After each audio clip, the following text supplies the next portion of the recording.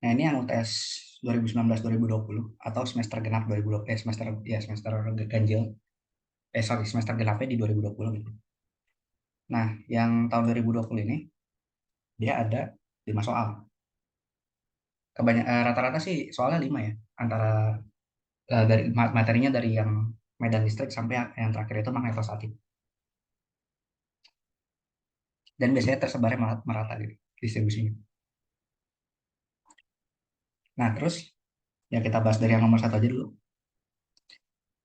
Yang nomor satu ini itu kasusnya itu tentang, oh bentar, ada ngelag. Bentar.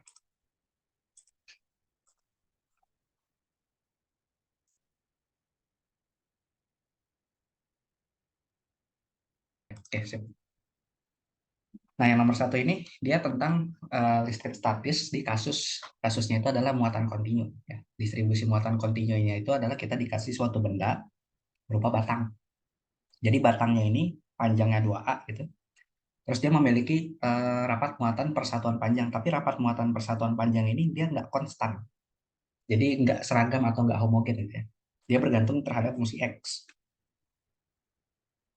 Nah, terus kita diminta buat ngitung medan listrik pada titik 0,0 ini yang disebabkan oleh si muatan listrik yang ada pada batang ini. Nah, jadi yang perlu kita lakukan di sini adalah,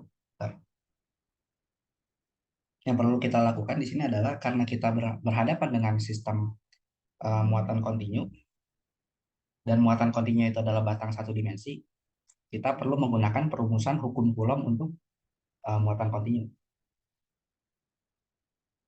Nah, hukum Coulomb untuk muatan kontinu itu kan ini ya bentuknya.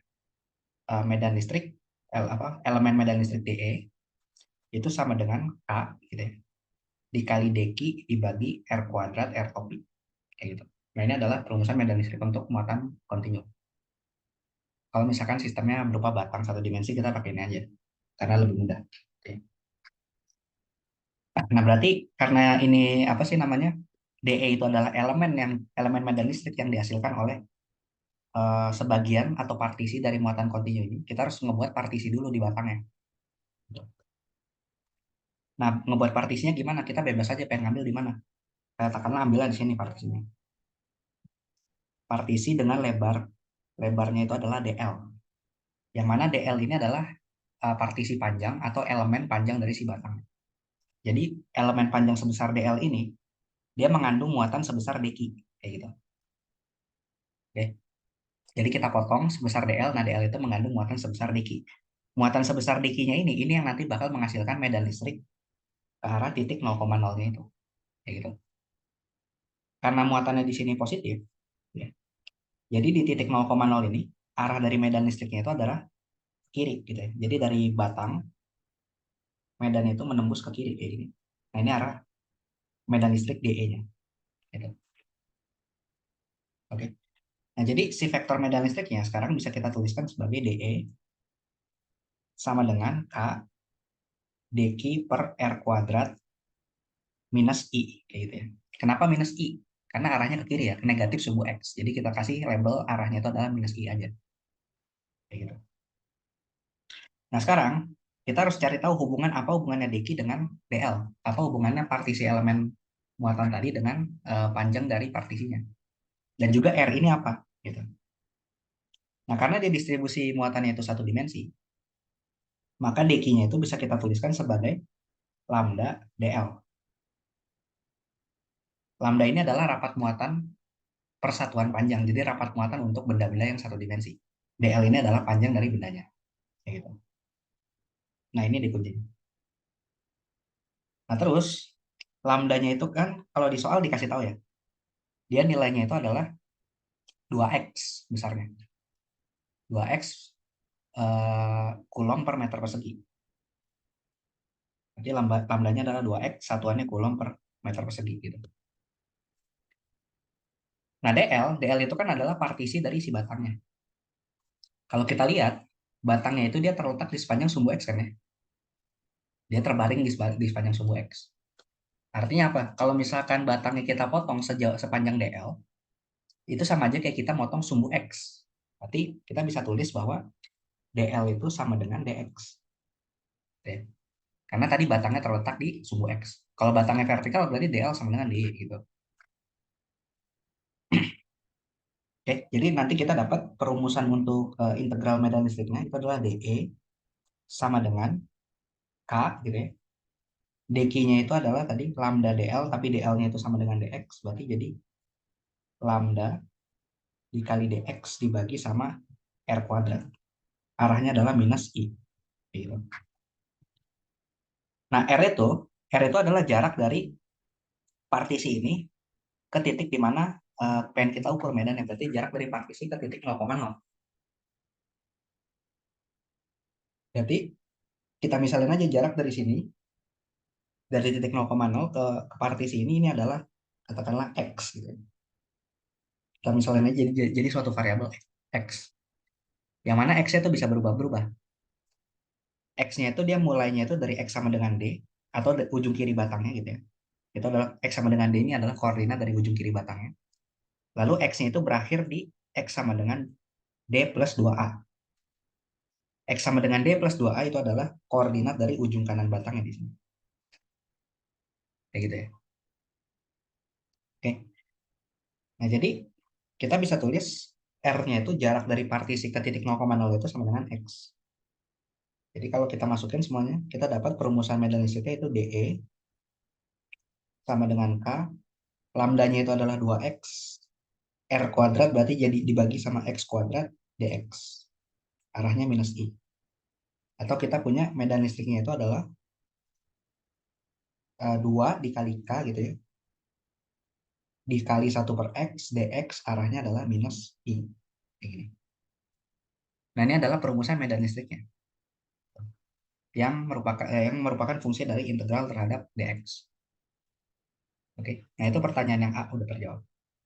Kan kita cuma diminta untuk ngeformulasikan si DE-nya ini bentuk-bentuknya gimana integral. Oke.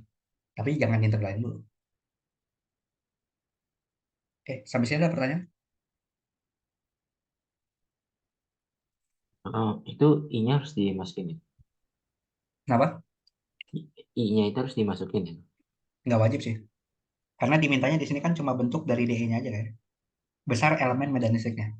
Jadi sebenarnya kalau kamu tulisnya cuma gini aja, cuma DE sama dengan 2K 1 per X dx, ya itu boleh-boleh aja. Minus I-nya ini cuma buat nunjukin arah aja gitu. Jadi kalau nggak ditulis nggak apa-apa. Kecuali kalau pertanyaan di soal itu tentukan partisi dari vektor medan listrik. Nah, ada kata vektornya di situ. Nah, berarti I-nya ini masih ada harusnya. Karena kalau vektor dia harus ada arahnya juga kan ya. Tapi kalau di sini besar elemen medan listrik besarnya aja. Berarti nggak pakai I-nya nggak apa-apa. Oh ya. Sama tadi dia ke kiri karena sebatangnya itu positif ya. Gimana? Arahnya ke kiri karena si muatan batangnya itu positif. Ya, benar. Kayak gitu. Makanya minus I. Kayak Oke. gitu ya. Ada lagi? Aman ya? Oke, kalau aman. Nah, yang B-nya, kalau yang B-nya ini kita diminta tentukan besar medan listrik E. Berarti sekarang kita harus menghitung integralnya. Karena dimintanya adalah oleh seluruh muatan pada batang. Kayak gitu. Jadi total medan listrik akibat seluruh muatan yang terkandung dalam batang. Nah, berarti untuk yang B-nya itu sama aja kayak kita mencari integral dari 2K 1 per X dx. Gitu. Nah, integralnya batasnya dari mana ke mana? Lihat tadi koordinat batangnya dari mana ke mana. Kan batangnya itu ujung kirinya ada di X sama dengan D. Ujung kanannya ada di X sama dengan D plus 2A. Berarti batas integral dari D sampai D plus 2A. Kayak gitu. Oke. Nah, ini kita integralkan kayak biasa. Berarti 2K. 2 kali keluar dari integral 1 per X dx. D sampai D plus A. 1 per X dx diintegralkan kan jadinya ln X ya. Jadi ini 2K dikali ln X batasnya dari D sampai D plus A. Atau kita dapat medan listriknya besarnya. Itu adalah 2K ln D plus A dikurangi ln D gitu ya. Nah, kita tinggal pakai identitas logaritma aja. Ln A dikurangin ln B. Berarti kan ln A per B ya. Berarti ini jadi 2K dikali ln D plus A dibagi A. Kayak gitu. Oke.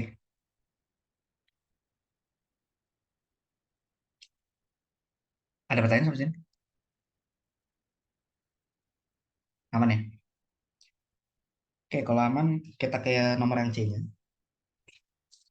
Nah, kalau di nomor yang C, nah sekarang di titik 0,0 itu ditaruh muatan sebesar positif Q aksen. Nah, terus berapa nih besar gaya yang dialami sama muatan yang besarnya adalah Q aksen ini akibat medan listriknya tadi, muatan pada batangnya, gitu ya. Nah, berarti ini adalah sama aja kayak kita kalau digambarin kita punya batang kayak gini, batang yang menghasilkan medan listrik ke kiri sebesar E gitu ya. Terus di sini ada muatan positif kayak gitu. Yang besar muatannya itu adalah plus Q aksen. Berarti kan nanti muatan positif ini bakal kedorong sama batang, sama medan listriknya. Dia bakal menghasilkan gaya listrik yang arahnya ke kiri juga karena muatannya positif. Nah, apa hubungannya antara gaya listrik akibat medan dengan eh, muatan plus Q ini? Hubungannya adalah ini ya, Fe sama dengan Q, sorry, sama dengan Q besar muatan yang kena medan tadi, Q aksen berarti, dikalikan dengan medan listrik yang bekerja pada dia. Q aksen dikali E, kayak gitu. Nah, kan besar muatannya tadi adalah ya plus Q aksen aja ya. Terus besar medannya udah kita ukur adalah 2K ln D plus A dibagi D. Arahnya adalah minus I. Kayak gitu. Nah, berarti kalau ditanya berapa besar gaya yang bekerja pada muatannya, ya cuma angka di depannya aja. Berarti cuma 2K I aksen ln D plus A dibagi A. Kayak gitu. Oke, jadi ide kuncinya adalah ini. Gaya yang muncul akibat medan listrik pada suatu muatan titik. Atau muatan listrik, gitu ya.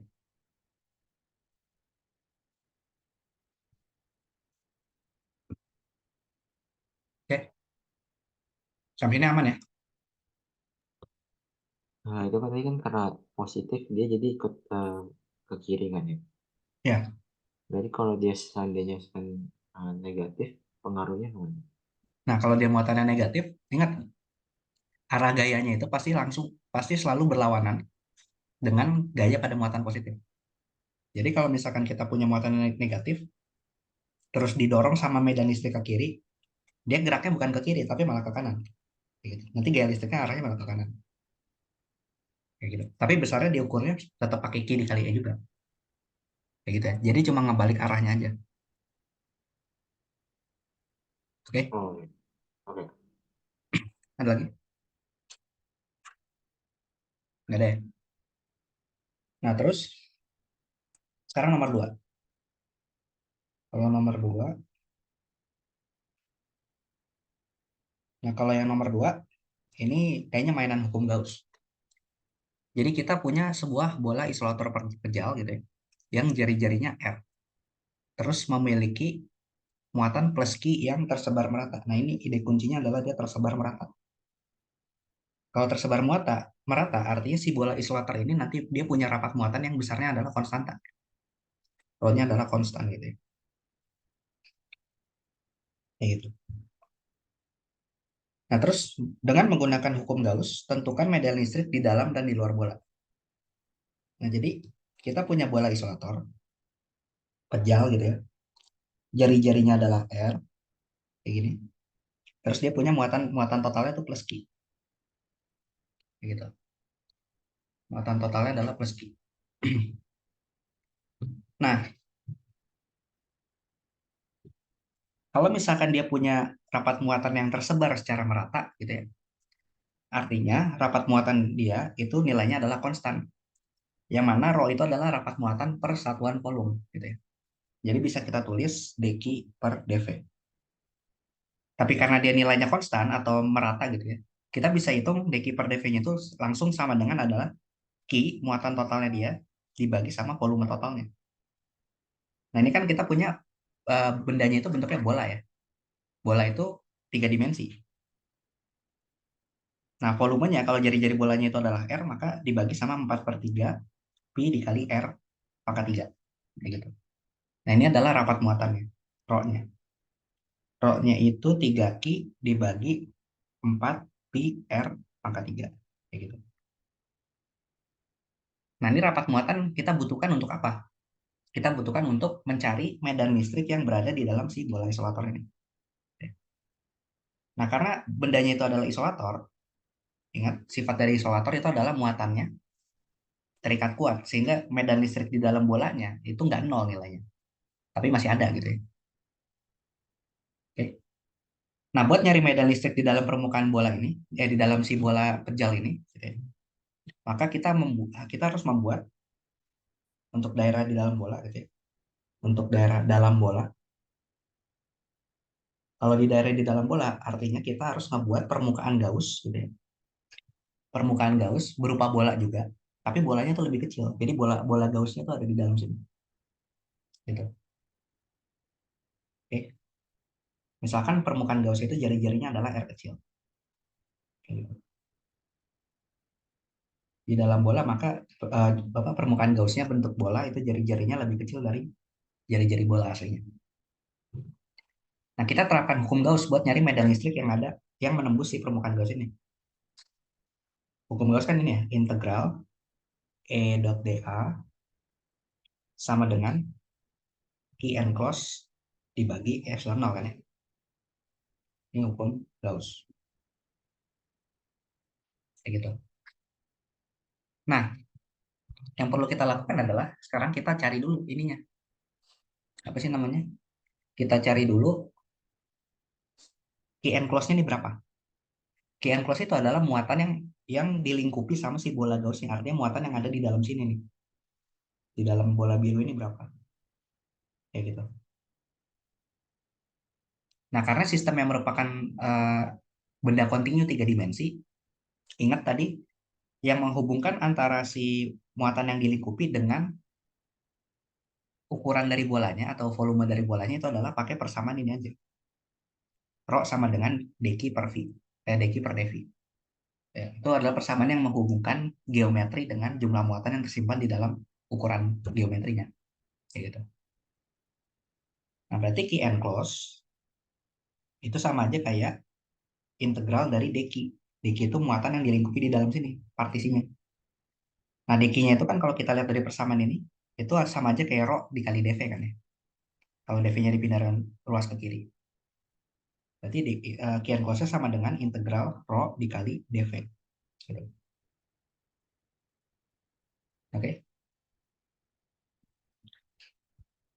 Nah, dv partisi dari integral gitu ya. Integral dari bola,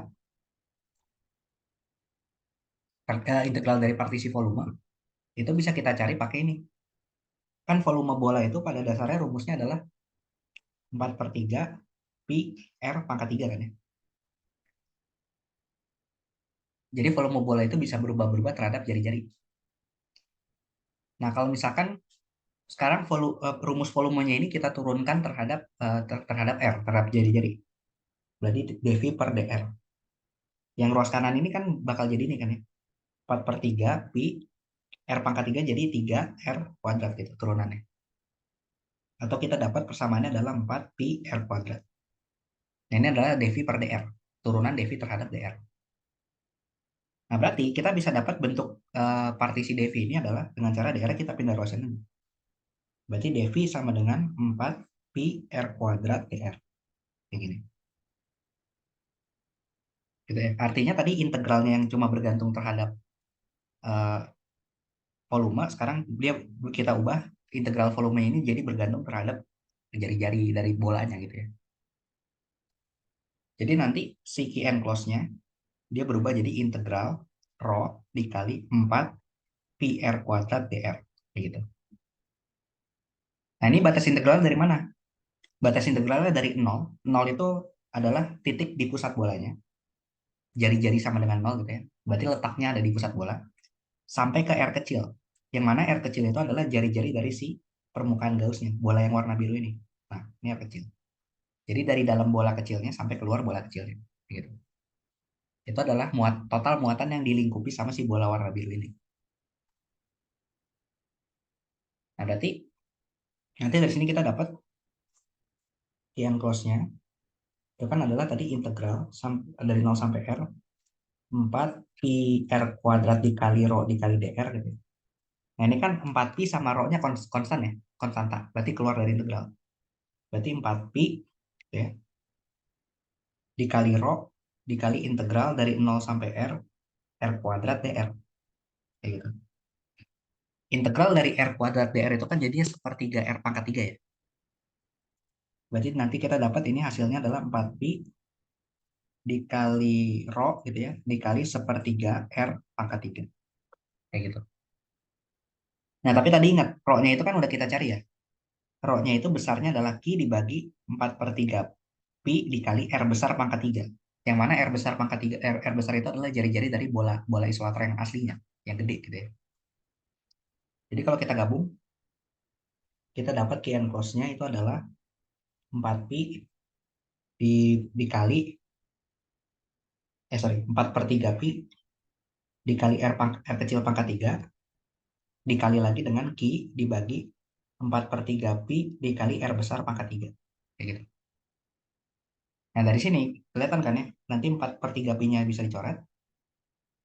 Jadi kita dapat ternyata muatan yang dilingkupi di dalam bola kecilnya itu adalah cuma Q, Q besar gitu ya, Q besar, R kecil pangkat 3 dibagi R besar pangkat 3.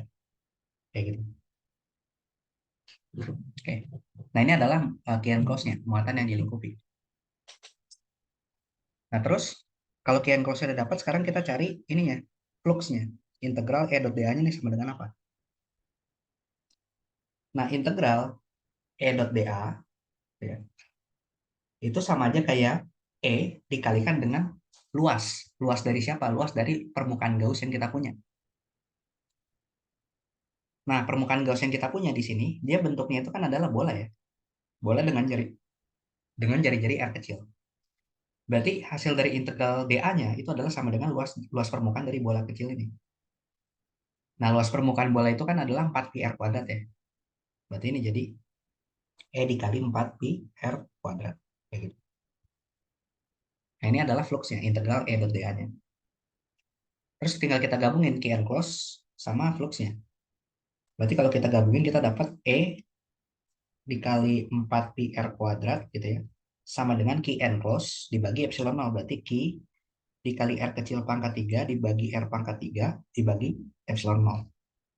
Kayak gitu.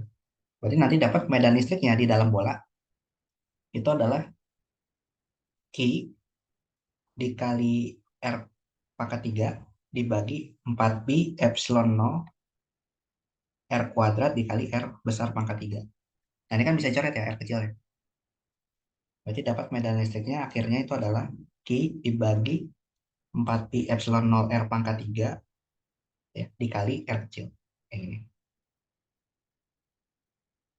Nah, ini adalah medan listrik yang berada di dalam bola isolatornya. Oke, sampai sini ada pertanyaan nggak?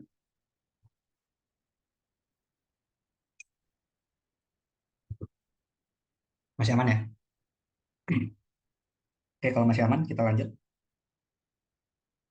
Nah, sekarang daerah yang di luar bola. Kalau daerah di luar bola, artinya kita bikin permukaan Gauss-nya itu, apa, ukurannya itu lebih besar daripada bola yang kita punya. Kan bola isolator itu jari-jarinya R. Berarti sekarang kita bikin permukaan Gauss itu bentuknya bola juga, tapi jari-jarinya adalah segini, R besar gitu. Apa, R kecil, sorry. R kecilnya lebih besar daripada R. Ini daerah luar bola. R kecilnya lebih besar daripada R besar. Oke. Nah, kalau yang luar bola ini lebih gampang. Key close-nya untuk daerah luar bola ini, untuk R lebih besar dari R itu, dia nilainya sama dengan plus Q. Yang mana plus Q itu adalah muatan total dari si bola isolator. Kayak gitu. Karena kan kalau kita punya bolanya yang biru itu lebih gede, dia ngebungkus seluruh bola kecilnya kan. Kalau dia ngebungkus seluruh bola kecilnya, artinya muatan yang dilingkupi itu adalah sama dengan muatan total yang ada di bola kecil, yaitu plus Q. Gitu. Jadi kita nggak perlu repot-repot ngitung pakai integral lagi. Sementara integral E dot dA-nya, karena dia sama-sama bentuk apa bungkusannya, sama apa permukaan Gauss yang birunya ini bentuknya tetap bola gitu ya. Maka ya hasilnya sama kayak di bagian dalam, yaitu E dikali 4 pi R kuadrat. Karena sama-sama permukaannya adalah bola. Nah, kalau kita gabung ke hukum Gauss, berarti E dikali 4 pi R kuadrat sama dengan Q n close dibagi epsilon 0. Berarti E sama dengan Q dibagi 4 pi epsilon 0 R kuadrat. Kayak gini. Oke, sampai sini aman ya? Nah, terus kalau yang nomor B-nya, nah kita ditanya nih, dari hasil soal yang A, tentukanlah potensial listrik di dalam dan di luar bola. Asumsikan potensial 0 itu terletak pada titik R sama dengan tak hingga. Gitu ya.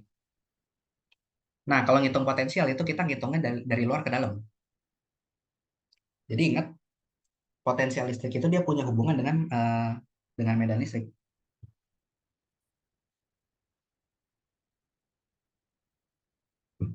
Hubungannya apa? Hubungannya itu adalah potensial listrik itu sama dengan minus integral vektor medan listrik dikali dot dengan vektor perpindahan dr. Kayak gitu ya.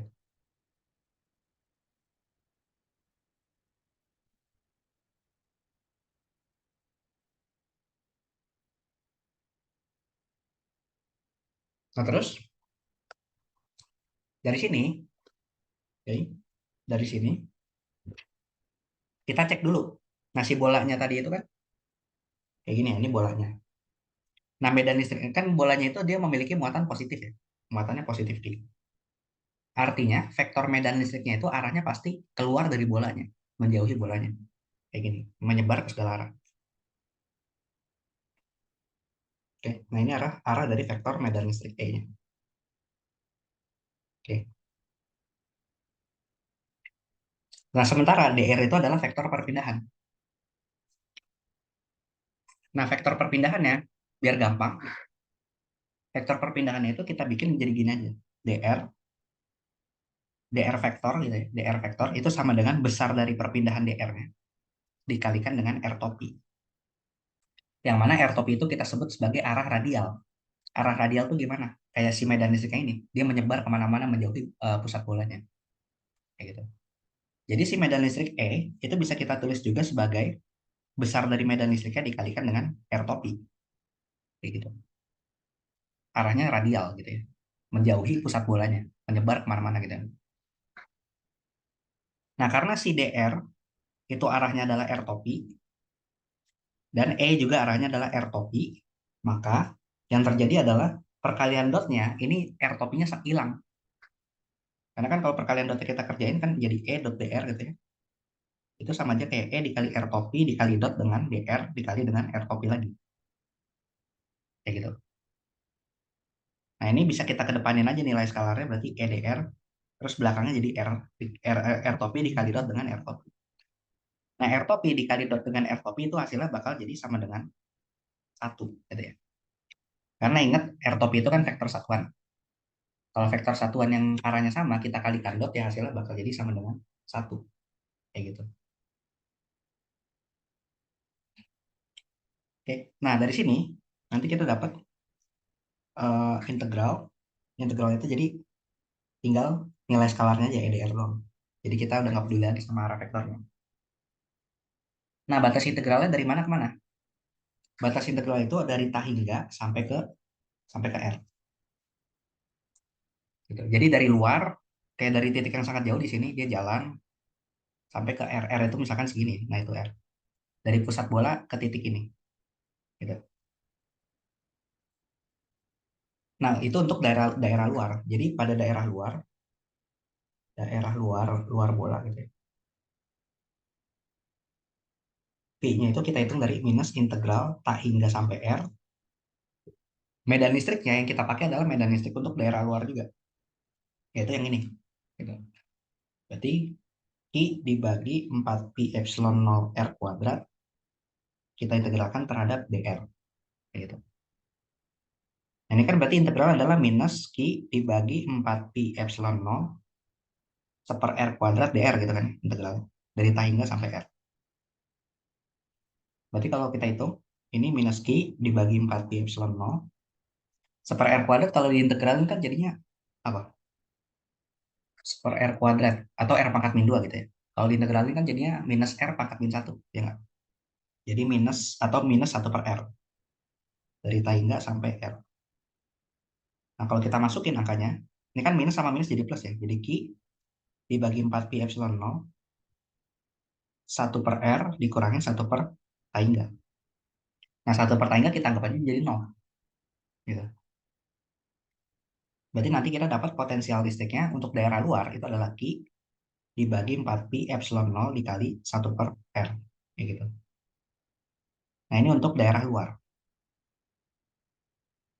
Daerah luar itu terjadi ketika R-nya lebih besar daripada R besar gitu ya.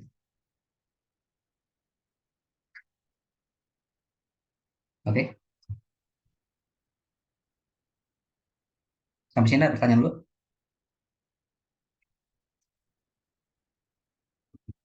Belum ada ya? Oke, kita Belum lanjut. ada. Oke. Nah, berarti untuk daerah yang dalam, ya sama, kita kerjain juga integralnya. Sifat medan listriknya kan sama ya, sama vektor perpindahan. Jadi ya kita langsung hitung skalarnya aja untuk daerah dalam. Berarti R-nya lebih kecil daripada R. Nah, tapi hati-hati, batas integralnya jangan dari tan hingga. Batas integralnya itu dari apa? Dari jari-jari terluar bolanya, dari R besar sampai ke R kecil. Jadi kan kalau kita lihat kita punya bola, jari-jarinya R. Nah, terus R kecil itu adalah tadi jari-jari dari bola Gauss yang kita buat di dalam bola isolator yang aslinya kan ya. Nah, ini jari-jari R kecilnya.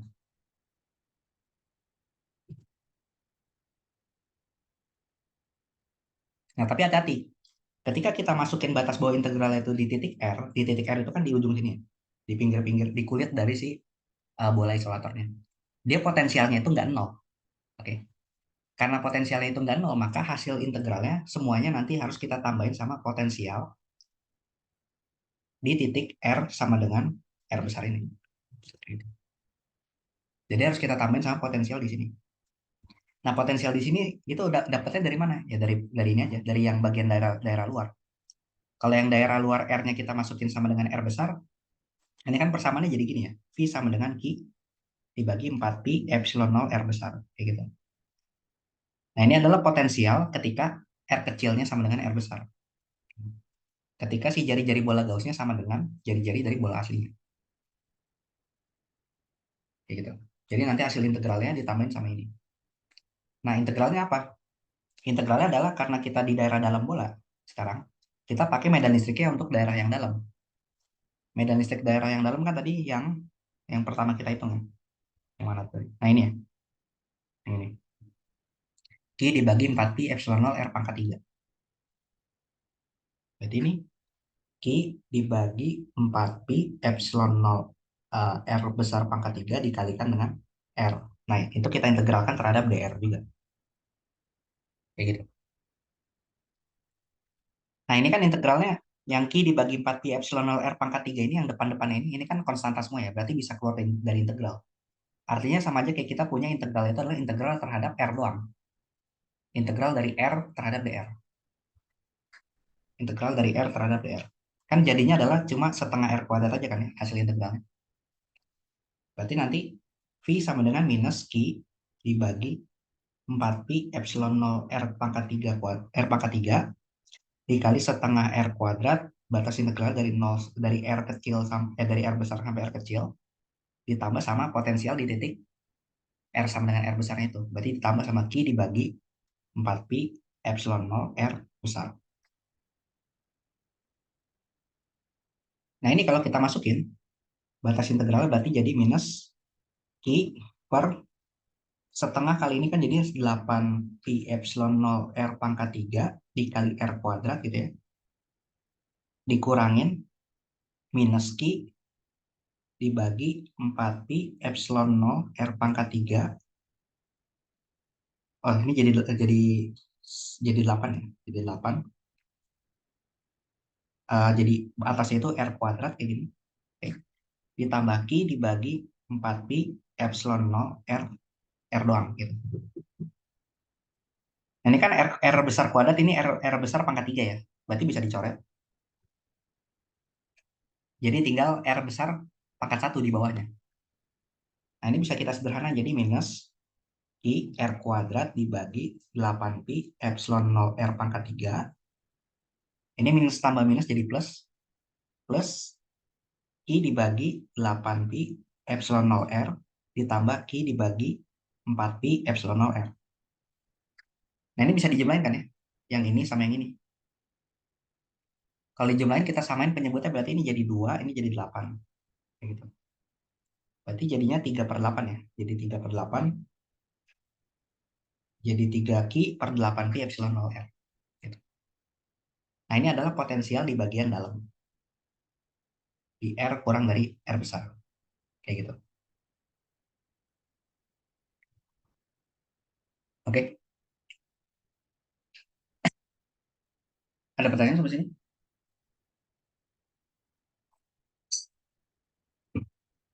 Aman ya? Nah, terus kalau soal yang C-nya, buat sketsa grafik dari besar medan listrik terhadap jari-jari dan juga potensial terhadap jari-jari sebagai fungsi R. Berarti kita lihat aja dari persamaannya. Kalau untuk medan listrik terhadap jari-jari gitu ya. Nah, ini kita ambil titik titik R besar gitu ya. Untuk R kurang dari R besar kan tadi bentuk medan listrik itu adalah Q dibagi 4pi epsilon 0 R pangkat 3 dikali R pangkat 1 gitu kan ya. Ya enggak? Ya, kayak gitu. Terus untuk daerah yang di luar bola R lebih besar daripada R besar gitu ya. Maka E-nya sama dengan Q dibagi 4pi epsilon 0 R kecil kuadrat. Nah, kalau kita lihat, ini kan konstanta nih, kan ya? Ini konstanta. Yang merupakan variabel, variabel fungsi terhadap fungsi R kecil itu adalah cuma R ini aja kan ya. Gitu. Jadi untuk daerah di dalam bolanya, itu dia medan listriknya nilainya makin meningkat secara linear terhadap jari-jarinya. Sampai ke titik R sama dengan R besar. Sampai ke jari-jari terluar dari bola isolatornya. Jadi kalau kita gambar medan listriknya tuh kayak gini. Naik, itu tetap sampai ke titik ini. Di mana puncak dari medan listriknya itu nilainya adalah kalau misalkan kita substitusi R sama dengan R besar, ya, ini bakal jadi Q dibagi 4pi epsilon 0 R besar kuadrat. Kayak gitu. Nah, setelah itu, setelah di titik R sama dengan R besar ini, kita lihat fungsinya. Yang ini kan fungsinya adalah ini konstanta depannya, terus dikali sama 1/R kuadrat kan ya. Ini. Berarti dia merupakan fungsi dari 1/R kuadrat. 1/R kuadrat itu kalau digambar grafiknya kan adalah bentuknya melengkung ke bawah ya, menurun. Jadi kayak gini. Gitu. Sampai ketika R-nya menuju tayingan nanti medan listriknya jadi habis, jadi menuju nol. Kayak gitu. Oke. Nah, ini adalah grafik dari medan listriknya. Buat gambar grafik dari potensial gimana ya? Sama caranya. Kita lihat aja dari persamaannya. Ini titik R.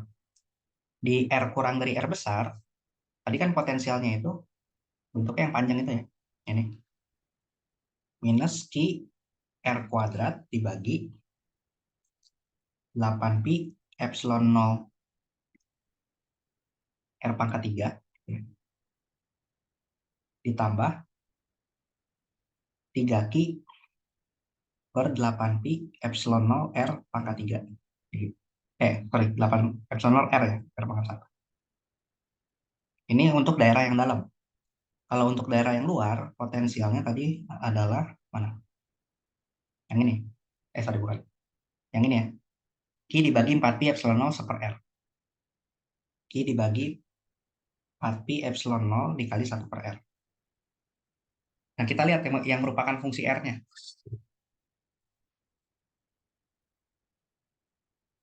Nah, di sini kalau kita lihat, yang di daerah dalam dulu, yang ini kan konstanta. Oke. Yang ini kan konstanta. Konstanta ini gunanya buat apa? Kita masukin coba R sama dengan 0. apa yang bakal terjadi? R sama dengan 0 atau titik di pusat bola, yang persamaan ini jadi hilang kan ya, karena R kecil kuadratnya jadi 0 kuadrat. Jadi tinggal sisa konstanta ini aja. Artinya itu adalah nilai awal dari si potensialnya di titik R sama dengan 0. Jadi di sini potensialnya dia punya nilai 3Q dibagi 8Pi epsilon 0 dikali R. Kayak gitu. Oke. Nah terus, ketika R kecilnya bertambah, kita lihat di sini, ini kan fungsinya adalah fungsi R kuadrat. Tapi depannya adalah minus, ada minusnya. Ingat kalau R kuadrat atau fungsi pangkat 2, itu kan dia bentuk grafiknya gimana? Parabola kan ya. Kalau koefisien depannya positif, parabolanya kebuka ke atas kayak gini. Kalau koefisien depannya negatif, parabolanya kebuka ke bawah kayak gini. Gitu. Nah ini kan depannya negatif. Berarti karena fungsinya R kuadrat, kita bikin parabolanya dia turun. Hmm. Oke, kejauhan R kecil. Misalkan R sini. Nah, dia parabolanya turun kayak gini. Sampai ke titik R sama dengan R besar. Nah, pas sudah sampai titik ini, potensialnya berubah nilainya. Potensial itu berubah nilainya jadi V sama dengan I per 4Pi epsilon 0 R besar. Kayak gitu. Nah, melewati titik ini, atau R kecilnya lebih besar lagi daripada jari-jari bola isolatornya, dia merupakan fungsi dari 1/R. 1/R itu kan dia grafiknya turun dulu ya. Turun tapi lebih landai. Berarti ntar dia jadi kayak gini. Nah, kayak gitu grafiknya.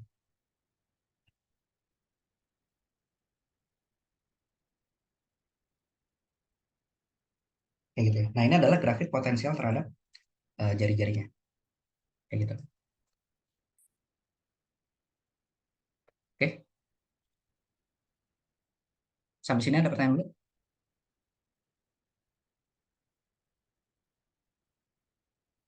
Belum ada ya? Oke, kalau belum ada kita lanjut lagi. Sekarang kita ke nomor 3.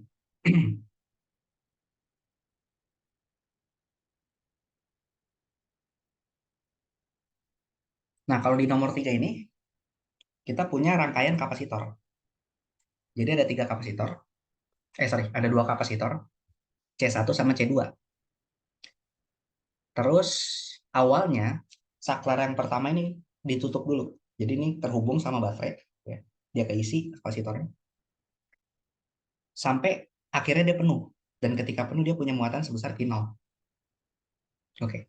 Nah, berapa besar muatan Q0-nya dan energi yang tersimpan di kapasitornya ketika dia penuh? Oke. Nah, ketika kapasitor penuh, ide kuncinya itu adalah apa? Tegangan baterai gitu ya, sama dengan tegangan pada kapasitornya. Yaitu, ini ketika dia kapasitornya udah penuh. Oke. Kalau tegangan baterai sama dengan tegangan kapasitor, dan ingat tegangan kapasitor itu kan bisa kita tulis sebagai muatan di kapasitor dibagi sama kapasitansinya kan. Berarti ini sama dengan V0 aja. V0 itu adalah tegangan pada baterainya. Berarti muatan di kapasitornya itu adalah V0 dikali C1. Yaitu V0-nya itu 120 volt, C1-nya adalah 8 mikrofarad. Berarti 8 kali 10 pangkat min 6. 120 kali 8 itu kan berapa ya? 960 ya? Berarti 960 kali 10 pangkat min 6. Kayak gitu ya. Atau bisa kita tulis 9,6 kali 10 pangkat min berapa? Pangkat min 4 ya? Pangkat min 4 kulom. Kayak gitu. Nah, itu besar muatan yang tersimpan di kapasitornya. Nah, terus berapa energi yang tersimpan? Nah, kalau energi itu bisa kita cari pakai setengah C1 V1 kuadrat. V1 itu tegangan yang ada pada si kapasitor C1-nya. Tapi karena dia penuh kan berarti tegangan sama kayak baterai. Berarti bisa kita tulis setengah C1 V0 kuadrat. Kayak gitu. Tinggal dihitung aja angkanya. Berarti ini kalau dihitung jadi setengah dikali C1 itu tadi berapa? 8 kali 10 pangkat min 6. Terus V0-nya itu adalah 120 kuadrat. Kayak gitu. Nah, ini tinggal dihitung aja sendiri ya, berapa nilainya. Satuannya adalah joule.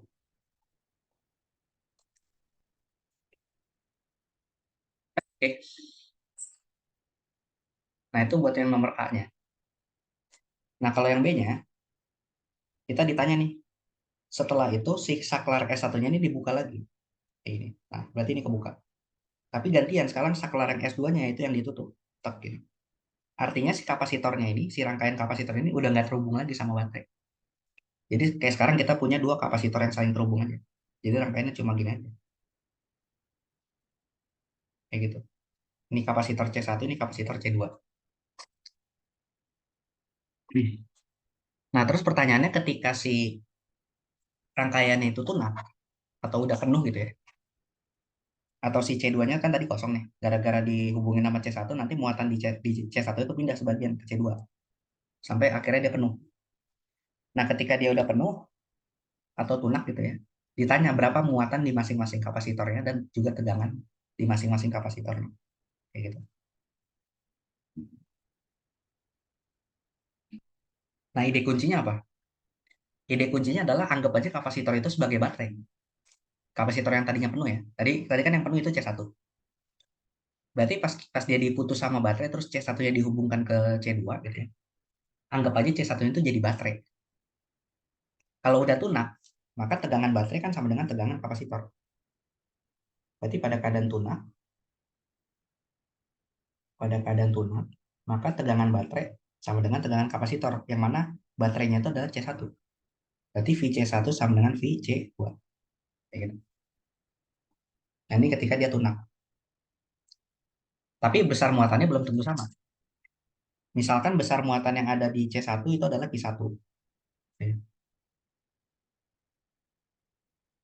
Besar muatan yang ada di C1 itu adalah Q1, terus besar muatan yang di C2 itu adalah Q2. Ketika dia udah penuh tadi, udah sama-sama tunak. Nah, Q1 kalau kita jumlahin sama Q2, dia nilainya harus sama dengan muatan asli dari kapasitornya tadi, muatan awal Q0-nya. Gitu ya. Nah, ini bisa kita cari nilainya masing-masing. Kan tadi Q0 kita udah dapat ya. Q0 kita udah dapat. Terus VC1 sama VC2 itu bisa kita tulis ulang sebagai Q1 per C1, yang ini Q2 per C2. Kayak gitu. Nah, ini kita substitusi Q1 sama dengan C1 per C2, Q2. Kayak gitu. Nah, kalau kita substitusi ke sini, kita dapat C1 per C2 ditambah, dikali Q2 gitu ya. Ditambah Q2 sama dengan Q0. Atau kita dapat besar muatan Q2-nya, itu kalau kita keluarin, ini adalah C1 per C2 plus 1 sama dengan Q0. Atau Q2 sama dengan Q0 dibagi 1 plus C1 per C2. Nah, ini besar muatan Q2-nya. Tinggal kita hitung nilainya. Berarti Q2 sama dengan tadi kan Q0-nya itu adalah ini ya, 9,6 kali 10 pangkat min 4 atau 960 kali 10 pangkat min 6. Berarti 960 kali 10 pangkat min 6 dibagi 1 plus C1-nya itu 8 mikro, C2-nya 4 mikro. Berarti 8 per 4 kayak gitu. Jadi nanti kita dapat Q2-nya itu 960 dikali 10 pangkat min 6 dibagi 1 plus 2, jadi dibagi 3 ya. 960 bagi 3 berapa? 320 ya. Berarti nanti Q2-nya itu adalah sekitar 320 kali 10 pangkat min 6 kulom. Gitu. Nah, Q1-nya itu adalah, ya tinggal kita masukin aja. C1 per C2 kan tadi adalah 8 per 4. Dikali Q2. Q2-nya adalah 320 kali 10 pangkat min 6. Berarti Q1-nya adalah 2 dikali 360, berarti 640 kali 10 pangkat min 6 kulom. Kayak gitu. Nah, ini muatan yang tersimpan di C1. Nah, ini muatan yang tersimpan di C2. Kayak gitu. Nah, terus tegangannya gimana?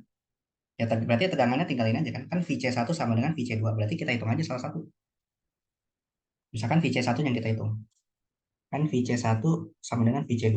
Yang mana VC1 itu adalah Q1 dibagi C1. Berarti 640 kali 10 pangkat min 6 Coulomb dibagi sama C1.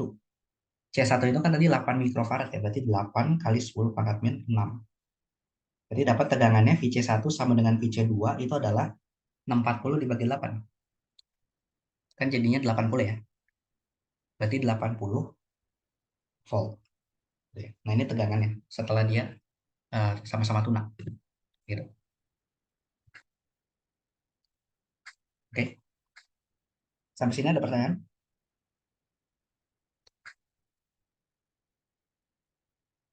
Belum ada ya? Oke, kalau belum ada kita lanjut lagi.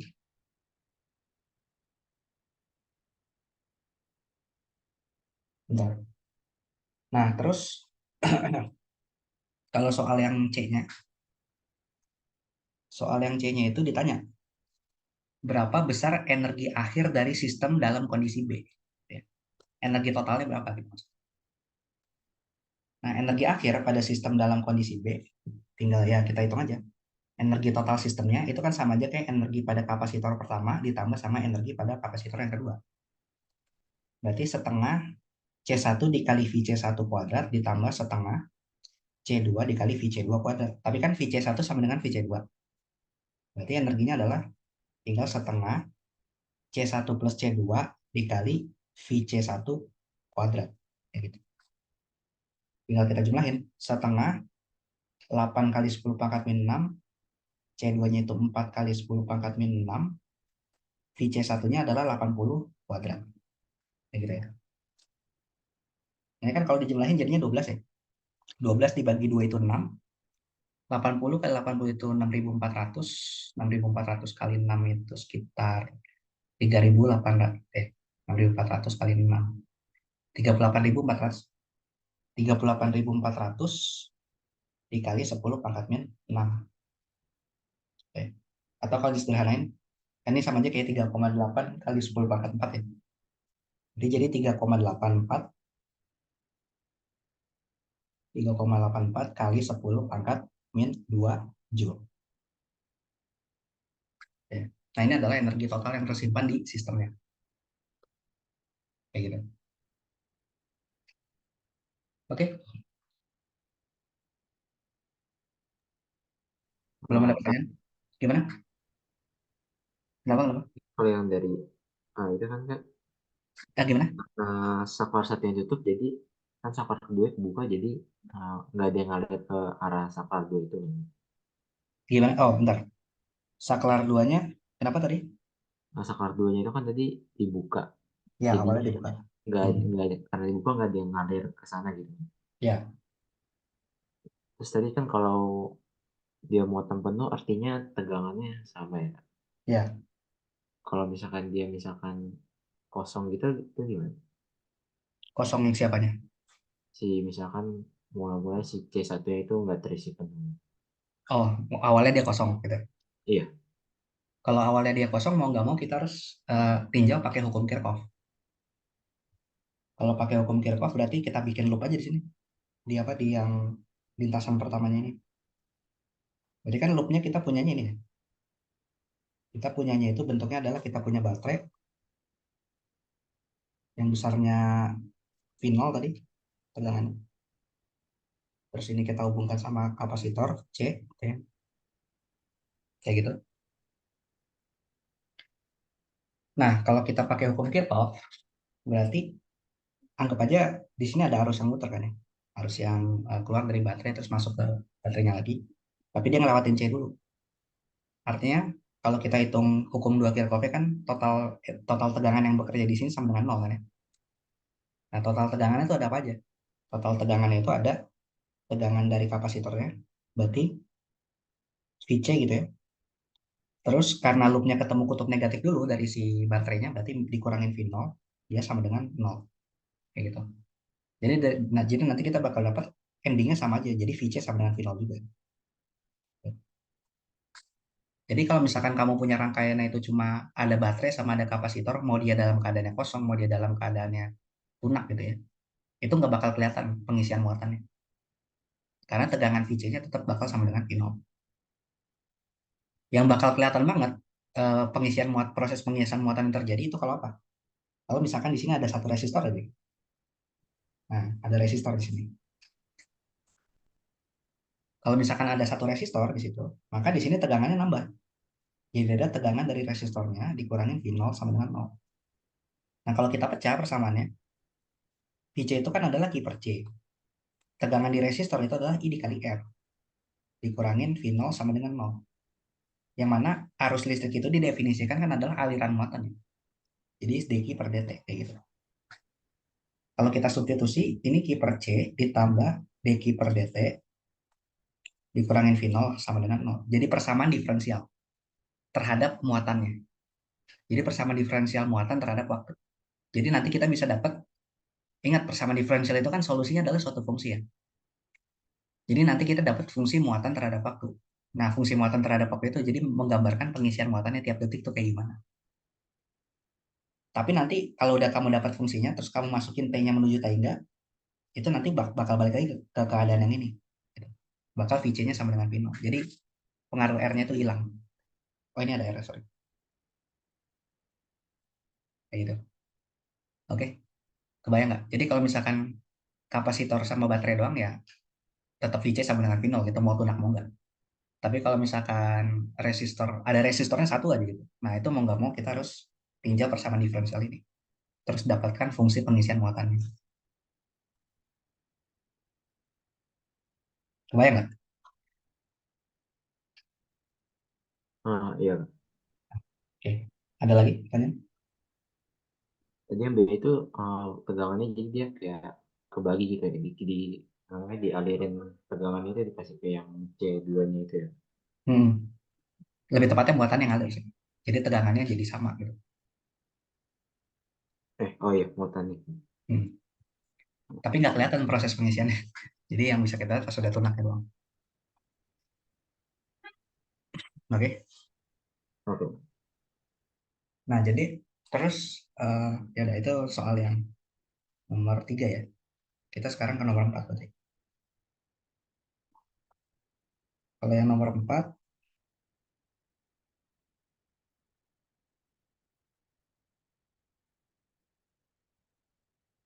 enggak. Nah yang nomor 4 sama 5, salah.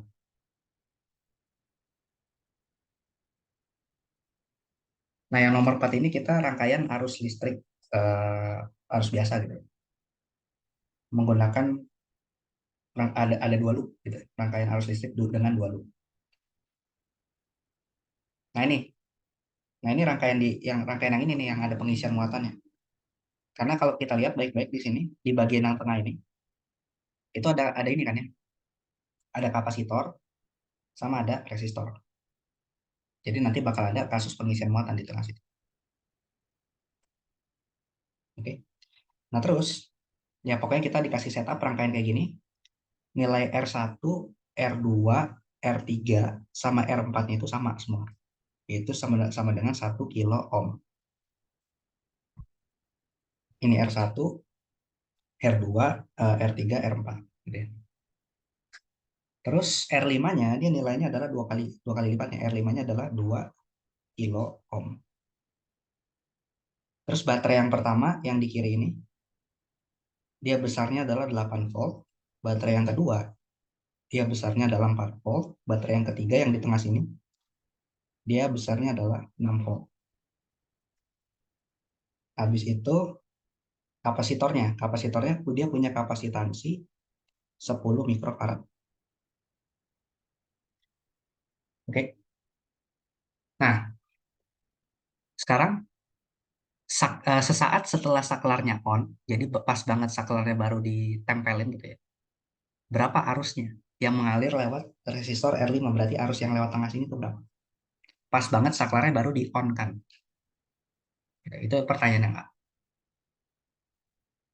Nah, berarti kita harus tinjau pakai hukum dua Kirchhoff-nya, pakai loop. Kita gambar dulu rangkaiannya. Ini ada R1, ini ada R2 gitu ya. Terus ini baterai E1, terus ini ada saklar. Saklarnya ketutup aja deh. Berarti ini R5 gitu. ini C gitu. Terus ini baterai lagi, baterai E3. Terus ini ke bawah gitu ya. Ini ada groundnya. Terus ini yang sebelah kanan ada R3 sama R4. R3 sama R4 gitu ya. Terus ini baterai E2-nya. Nah ini totalnya sama dengan, nah ini adalah dua loopnya gitu ya. Nah pertama, kalau analisis loop, itu adalah kita tentukan dulu arah arusnya kemana gitu ya. Cara melihat arah arus yang ngalir kemana kita lihat aja dari baterai. Baterai yang dia tegangannya paling besar. Baterai yang tegangannya paling besar coba di sini. E1, E2, E3 atau E1 ya. Nah, baterai E1 dia tegangannya paling besar. Itu. Karena E1 tegangannya paling besar, jadi nanti dia bakal mengeluarkan arus kayak gini. Besarnya adalah I1. Nah, terus kalau kita lihat ini tiket baterainya ketiga-tiganya ini dia kutubnya sama semua. Maksudnya sama semua gimana? Jadi E1 kan dia ngeluarin arus ke atas, ntar belok sini. Terus dia bakal ketemu persimpangan. E2 dia bakal ngeluarin arus kemana? Kan kutubnya di atas juga, berarti nanti dia ngeluarin arusnya ke atas juga, kayak gini. Terus belok, masuk ke persimpangan sini. Gitu. Habis itu, harusnya antara si, misalkan ini namanya I2 ya. I1 sama I2-nya itu bakal bergabung, lewatin sini. Gitu ya. Jadi, jadi I3. Nah, terus sampai sini I3-nya kebelah dua. Ada yang ke sini, jadi I1 lagi. Terus ada yang ke sini, jadi I2 lagi. Kayak gitu. Oke. Nah, kalau misalkan kita nentuin arah arusnya gimana? Ya nggak masalah. Kalau misalkan salah. Gitu ya. Pasti nanti di salah satu I2, I1 atau I3 itu ada yang nilai negatif. Itu aja. Kalau misalkan arahnya salah. Kalau nilai negatif berarti gambarnya tinggal kita balik aja di bagian yang dia negatifnya. Kayak contoh misalkan I2 ternyata dia nilainya minus, minus 10 ampere gitu. Ya berarti nanti gambar I2-nya tinggal kita ubah lagi aja jadi kayak gini. Nah, jadi gini I2. Kayak gitu. Itu kalau dia ternyata arus nilainya kebalik. Tapi kalau nilai positif ya berarti ya gambarnya benar. Kayak gitu. Oke. Nah, misalkan aku gambarnya kayak gini dulu. Aku nggak masih nggak tahu yang benernya gimana, tapi aku gambarnya kayak contohnya kayak gini. Jadi arusnya keluar dari I1 sampai sini dia kebelah dua, ada yang ke kanan jadi I2, ada yang ke bawah jadi I3. Terus di sini I2 sama I3-nya bergabung jadi I1 lagi. Kayak gitu. Nah, itu aku tentukan arah arusnya. Habis itu, setelah aku nentuin arah arus, aku tentukan sekarang arah dari ininya, arah dari loopnya. Misalkan loop satu dia arahnya searah jarum jam. Loop 2 juga arahnya searah jarum jam ini. Nah, arah loop itu bebas. Kita pengen nentuinnya kayak gimana. Kalau mau dua-duanya berlawanan jarum jam gimana? Boleh aja. Terserah. Nggak ada masalah gitu ya. Oke. Nah, sekarang kita tinjau per loop. Misalkan di loop satu. Nah, di loop satu kita mulai menganalisis sekarang. Kita mulai mencatat nilai tegangannya. Katakanlah kita jalan dari sini. Kita jalan dari sini, bergerak ke atas, ketemu baterai. Baterai E1. Tapi ketemunya kutub negatifnya dulu. Berarti kita dapat nilai tegangan baterai E1 itu adalah negatif. Minus E1. Habis itu jalan lagi ke atas, ketemu sama resistor R1. Yang mana arusnya juga ke atas. Berarti tegangannya positif. Plus I1 R1. Habis itu kita jalan lagi ke sini, ketemu sama baterai R2. Nah, apa sorry, bukan baterai, resistor ya, resistor R2. Yang mana arus arus yang lewat R2 itu adalah I1 juga kan ya. Tapi arahnya ke kanan dan kita lagi jalan ke kanan. Maka tegangannya positif jadi I2 sorry, I1 R2 gitu ya. I1 R2. Terus habis itu sampai sini kita belok ke bawah, ketemu sama R5. R5 dia arahnya ke bawah, arusnya juga ke bawah berarti plus I3 R5. Habis itu ketemu kapasitor. Pas ketemu kapasitor, kita arahnya ke bawah, arusnya juga ke bawah, berarti plus tegangan pada kapasitor, yaitu Q per C. Ya. Habis itu kita ketemu sama baterai E3, ketemu kutub negatifnya dulu, berarti minus E3 sama dengan 0. Kayak gitu. Berarti di loop 1 kita punya ini ya, persamaannya itu adalah I1 dikali R1 plus R2, gitu ya, ditambah I3R5, ditambah Q per C, sama dengan E1 ditambah E3. Kayak gitu. Nah, ini dari loop 1. Nah, sekarang loop 2.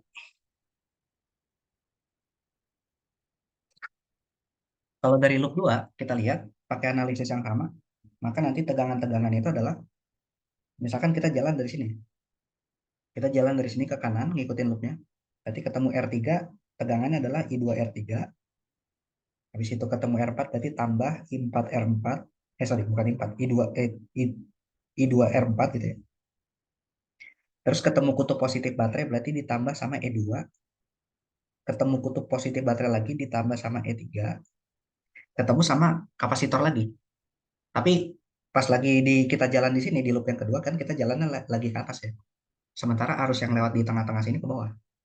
Berarti tegangan kapasitor negatif, minus Q per C.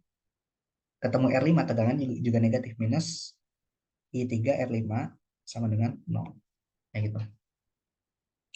Berarti kalau disederhanain, ini jadi I2 R3 ditambah R4 gitu ya. Dikurangin Q per C, dikurangin I3R5 sama dengan minus E2 minus E3. Kayak gitu. Nah, ini persamaan 1, ini persamaan 2. Oke. Nah, terus persamaan 3-nya itu adalah kita mencari hubungan antara I1, I2 sama I3. Berarti tinggal kita gunakan hukum satu Kirchhoff aja di persimpangan yang ini. Nah, di sini kan arus yang masuk ke persimpangan itu adalah I1. Yang keluar adalah I3 sama I2. Berarti dari hukum satu Kirchhoff kita dapat I1 sama dengan I2 ditambah I3. Nah, ini persamaan 3. Nah, tapi kan ada kapasitor.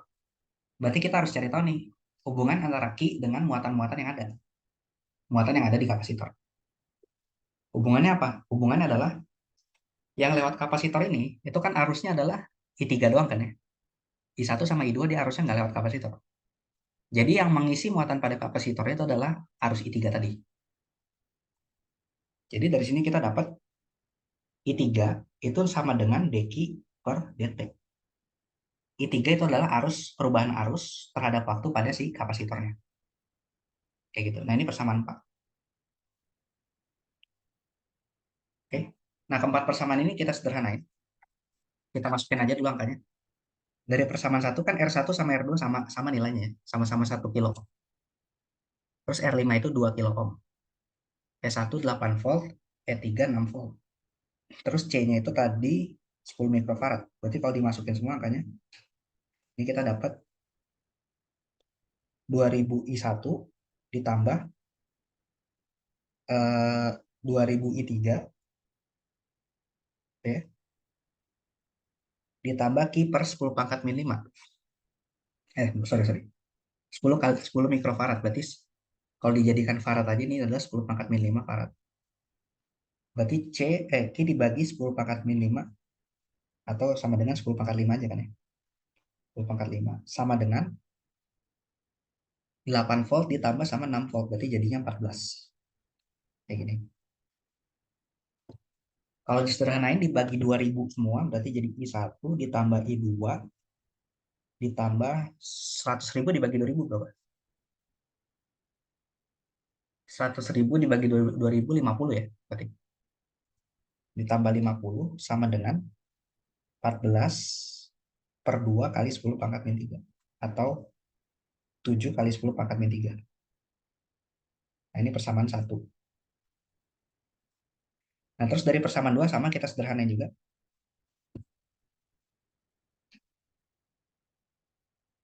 Berarti kalau kita masukin angkanya, ini kan jadi 2000 I2 dikurangin 2000 I3 dikurangin 10 ini ada C-nya harusnya. Sorry. Ada Q-nya. 50 Q gitu ya. 10 pangkat min 5 Q gitu ya. Sama dengan E2 dikurangin E3 minus E2. E2-nya kan tadi 4 volt ya. E3-nya 6 volt. Berarti kalau dikurangin jadi minus 10 volt. Sama ini dibagi 2000 semua. Berarti I2 minus I3 gitu. Minus berapa tadi? 50 Q sama dengan minus 5 kali 10 pangkat min 3. Kayak gitu. Nah, ini persamaan 2. Nah, ini persamaannya kita bentuk dalam Q semua. Berarti kita harus bikin I1 sama I2-nya hilang. Jadi tinggal sisa I3 supaya bisa kita masukin ini. Jadi bentuknya dalam Q semua. Oke. Nah, berarti tinggal kita substitusi aja nih I1-nya dari persamaan 3. Kalau disubstitusikan jadinya I2 plus I3 ditambah belakangnya kan ya. Ditambah I2 ditambah 50 Q sama dengan 7 kali 10 pangkat min 3. Atau 2I2 ditambah I3 ditambah 50 Q sama dengan 7 kali 10 pangkat min 3. Nah, ini persamaan 5. Nah, persamaan 5 sama persamaan 2 ya, itu kita eliminasi Q2-nya. Sorry, I2-nya. Kalau dieliminasikan berarti ini jadi 2I2 dikurangi 2I3, terus ini jadi 100 Q, 100 Q gitu ya. Terus ini jadi 10 kali 10 pangkat min 3. Jadi 10 kali 10 pangkat min 3. Nah, kalau kita eliminasi berarti kita kurangin. Ini jadi 4I3 tambah 150 Q sama dengan 7 tambah 10 jadi 17 ya. 17 kali 10 pangkat min 3. Begini. Gitu. Nah, baru substitusi. Tadi kan I3-nya adalah ini ya, dq per dt. Berarti 4 dikali dq per dt ditambah 150 I gitu ya, sama dengan 17 kali 10 pangkat min 3. Nah, ini kita separasi variabel. Yang ada Q-nya kita jadiin satu ruas, dt-nya pindahin ke ruas kanan. Jadi nanti kita bakal dapat ini pindah ke kanan dulu. Jadinya dq dibagi 17 kali 10 pangkat min 3 dikurangin 150 Q gitu ya. Yang ruas kanannya itu jadi sisa 1/4 dt. Oke. Nah, ini kan udah diseparasi variabel, berarti kita bisa integralin kayak biasa kan, buat nyari solusinya. Nah, ini ruas kiri kita integral, ruas kanan kita integral. Gitu. Integralinnya kita substitusi variabel aja. U sama dengan 17 kali 10 pangkat min 3 dikurangin 150 Q. Berarti DU kan sama aja kayak minus 150 dq ya. Berarti ini integralnya berubah jadi integral. Dq-nya substitusi ke sini. Berarti jadi minus 1/150 du dibagi U sama dengan integral 1/4 dt. Nah, ini kalau kita integralin yang ruas kiri kan jadi minus 1/150 dikali ln U kan. Sementara yang ruas kanan jadi 1/4 T ditambah sama konstanta integrasi K. Deh. Konstanta integrasi nanti bisa kita tentukan belakangan. Nah, ini ln, kita jadikan ln U yang ini pindah ke ruas kanan semua. Minus 150/4 dikali T gitu ya, ditambah sama K aksen. K aksen itu konstanta yang baru. T. Oke. Nah, dari sini kita bikin U sama dengan E pangkat minus 150/4 kali T ditambah sama K aksen. Nah, kalau kita punya E pangkat A ditambah E pangkat B, itu kan sama aja kayak E pangkat A dikali E pangkat B kan ya. Yang mana di sini, kalau kita tulis ulang E pangkat minus 150/4 T dikali E pangkat K aksen. Nah, ini kan E pangkat K aksen itu konstanta. Ya nggak? Jadi kita bisa misalin dia jadi suatu konstanta baru, katakanlah U0. Gitu. Karena E pangkat konstanta ya hasilnya juga konstanta. Jadi nanti kita dapat U sama dengan konstanta U0 dikali E pangkat minus 150/4 dikali T. Kayak gitu. Nah, tapi belum selesai. Kita harus bikin dia persamaannya jadi Q sama dengan. Oke, karena yang kita cari adalah arus kan, ya. Berarti kita harus dapat dulu persamaan muatannya. Tadi yang kita misalnya jadi U itu kan adalah ini. 17 kali 10 pangkat min 3 dikurangin 150 Q. Berarti kita masukin 17 kali 10 pangkat min 3 dikurangin 150 Q sama dengan ini. U0 E pangkat minus 150 per 4 dikali T. Kayak gitu. Jadi nanti dari situ kita dapat Q sama dengan 17 kali 10 pangkat min 3 ya, dikurangin U0 dikali E pangkat minus 150 per 4 kali T gitu ya, dibagi sama 150. Kayak gini. Ini pindah ke kanan, terus dibagi sama apa? Sorry, ya ini pindah ke kanan, yang ini pindah ke kiri, terus dibagi sama koefisiennya 150 semua. Nah, ini adalah persamaan pengisian muatannya. Jadi kan tadi si kapasitornya itu kosong. Lalu dia dihubungkan oleh si saklar, sehingga ada arus yang mengalir lewat dia. Nah, lama-lama si kapasitor itu bakal keisi. Jadi semakin waktunya bertambah, muatan pada kapasitor itu juga bertambah. Oke. Nah, tapi harus kita tentukan dulu nih nilai dari U0 ini berapa. Cara menentukannya gimana? Kita gunakan aja kondisi syarat batasnya. Ketika T sama dengan 0, atau si kapasitornya itu baru dinyalain gitu ya saklarnya, itu kan dia muatannya kosong, Q-nya sama dengan 0. Ya nggak? Berarti kalau kita masukin ke sini, ini kita dapat 0 sama dengan 17 kali 10 pangkat min 3 dikurangin U0 dikali E pangkat 0. Oke. E pangkat 0 itu kan 1 ya. Yang bawahnya 150-nya buang aja ke ruas kiri jadi 0 juga kan. E pangkat 0 itu kan 1. Berarti nanti kita dapat 0 sama dengan 17 kali 10 pangkat min 3 dikurangin U0. Jadi dapat nanti nilai U0 itu ternyata adalah 17 dikali 10 pangkat min 3. Gitu. Nah, ini nilai konstanta integrasinya. Jadi nanti kita dapat persamaan pengisian muatannya sebagai fungsi waktu itu adalah 17 per 150 dikali 10 pangkat min 3 dikali 1 min E pangkat minus 150 per 4 dikali T. Kayak gini.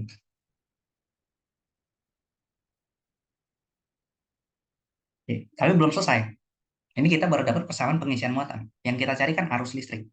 Ingat, tadi definisi arus listrik adalah I3 itu dia nilainya sama dengan ini kan ya, dq per dt. Artinya fungsi muatan ini kita turunkan lagi terhadap T. Berarti I sama dengan dq per dt.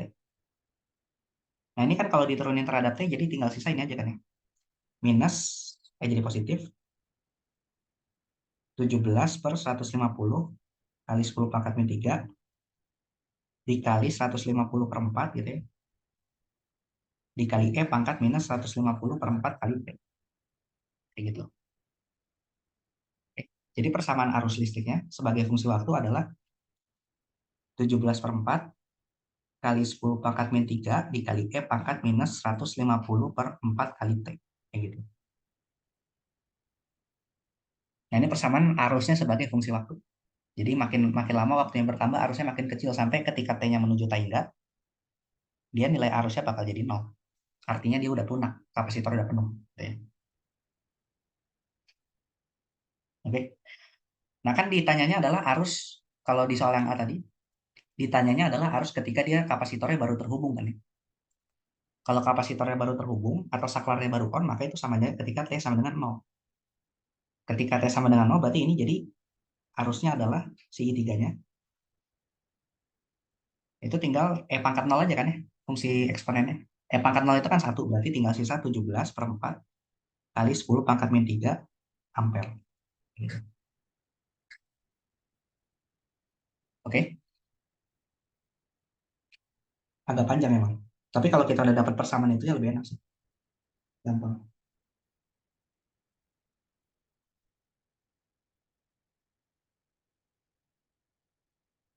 Sampai sini ada pertanyaan?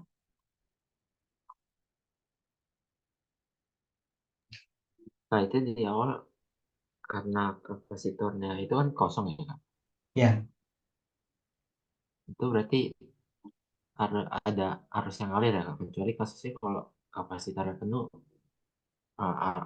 kapasitornya bisa diabaikan gitu ya. Ya, jalur yang di tengah itu abaikan aja, anggap aja nggak ada. Oke. Oh, diabaikan maksudnya abaikan satu jalur di tengah itu berarti dihilang. Ya, anggap aja hilang. Jadi kayak tadi kan jalurnya ada tiga kan. Yang ini, sorry, jalur yang di tengah ini anggap aja nggak ada semuanya gitu. Jadi listriknya itu cuma muternya lewat lewat luar aja, kayak gini. Itu kalau udah penuh.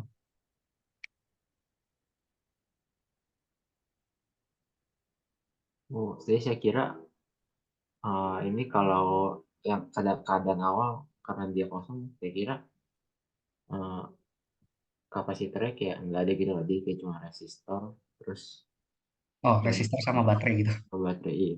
Enggak. Justru justru justru lebih ngeselin tuh kalau kapasitornya kosong, karena kita harus ngisi muatannya. Dan pengisian muatan tuh prosesnya kayak tadi, pakai persamaan diferensial.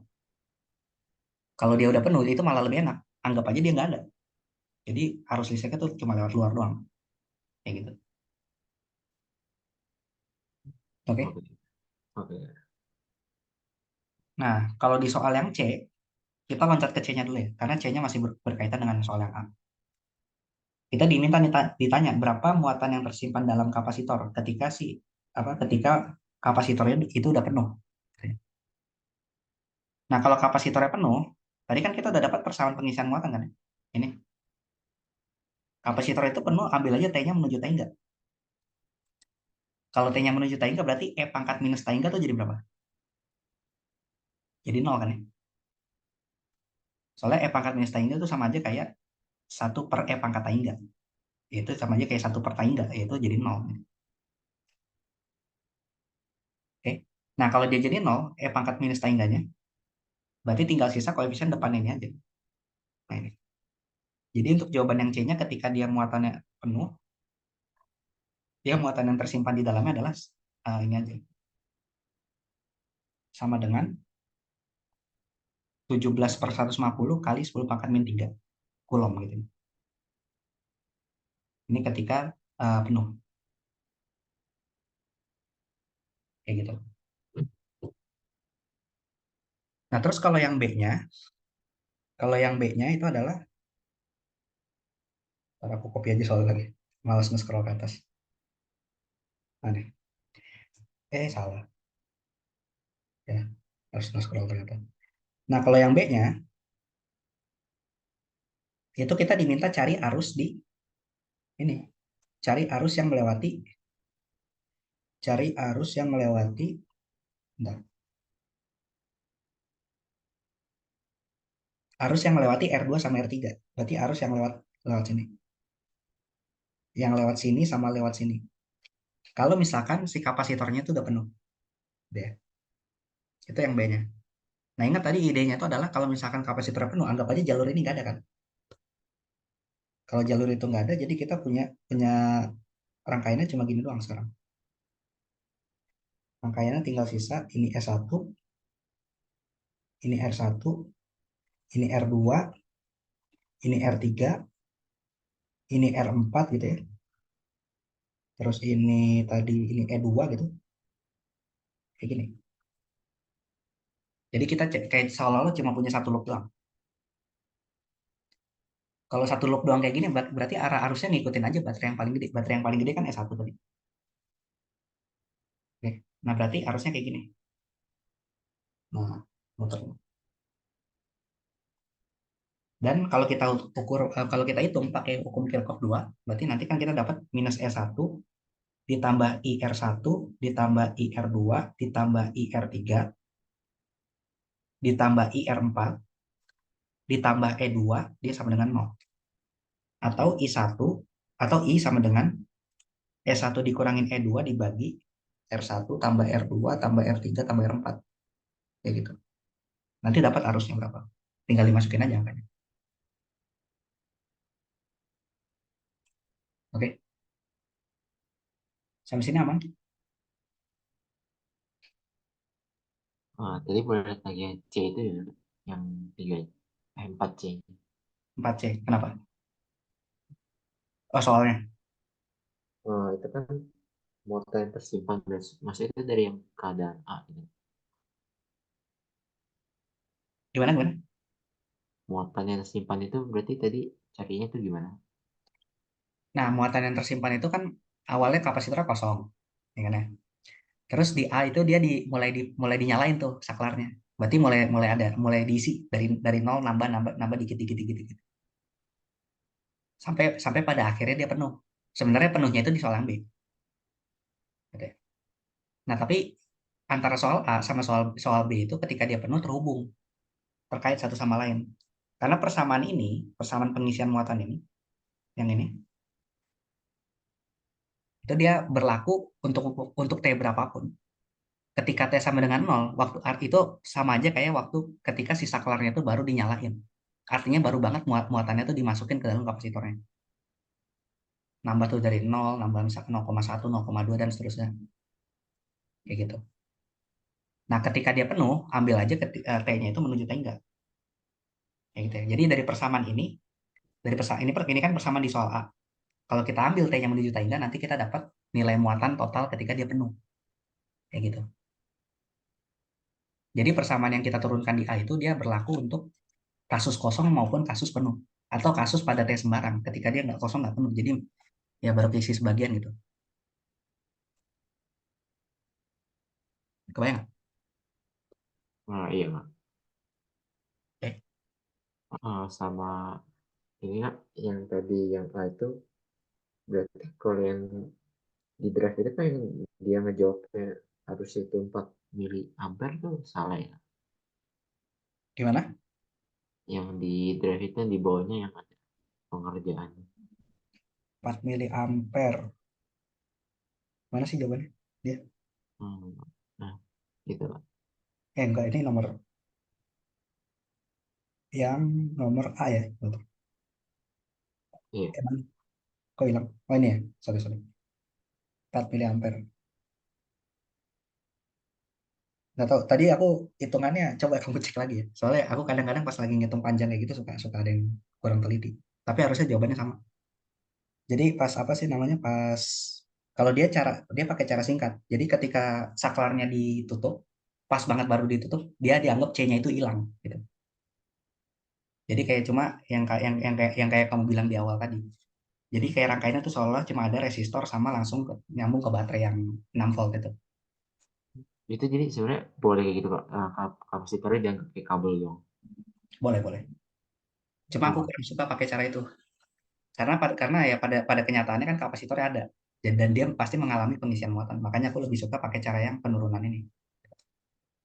Cuma itu cara cepat, jadi boleh dianggap kabel biasa. Tapi itu cuma berlaku kalau dia baru banget dipasang ya. Jadi ketika T-nya sama dengan 0 doang. Kalau T-nya udah nambah jadi T sama dengan 1 detik gitu. 1 detik setelah dipasang itu udah nggak berlaku lagi. Mau nggak mau harus pakai yang ini. Kayak gitu. Nah itu coba kamu cek ulang hitung-hitungannya di sini. Mungkin ada yang salah. Karena kan tadi kita nurunin panjang ya. Pas lagi ngotak-ngatik aljabarnya. Oke. oke. Tapi justifikasi cara dia sebenarnya boleh, boleh, boleh, boleh, boleh, boleh aja. Oke. Oke. Ada lagi? Itu berarti tadi kan kalau yang B-nya itu cari PLD-nya tinggal itu aja kan. Kayak tempuh jalurnya boleh tinggal yang A ke B itu aja kan, di jumlah-jumlah. Oh, yang VAB-nya. Iya, Ya, benar. Tinggal dari jalur A ke B-nya aja. Tinggal kita jumlah-jumlahin kayak pas ngitung di loop-nya. Kayak gitu. oke. Oke. Nah, terus eh, yang terakhir nomor yang B ya. Nomor 5 berarti. Nah, nomor 5 ini lebih ke konsep sih sebenarnya. Hitungannya nggak terlalu banyak. Nggak kayak soal-soal sebelumnya. Jadi kita punya suatu spektrometer massa. Oke, yang terdiri dari dua bagian.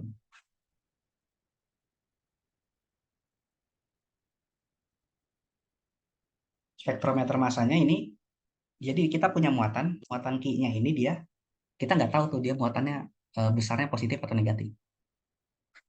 Yang diketahui itu adalah di sini di, di, ini ada dua bagian pelat, pelat yang A sama pelat yang B di sini. Ya, di bagian plat yang A, dia ada dua medan, bukan cuma satu doang. Ada medan medan magnet yang arahnya masuk ke dalam bidang, yaitu B1. Ya, sorry, ada medan magnet yang masuk ke arahnya ke dalam bidang, yaitu B1, di plat yang A gitu ya. Sama ada medan listrik. Medan listriknya itu arahnya nggak diketahui juga.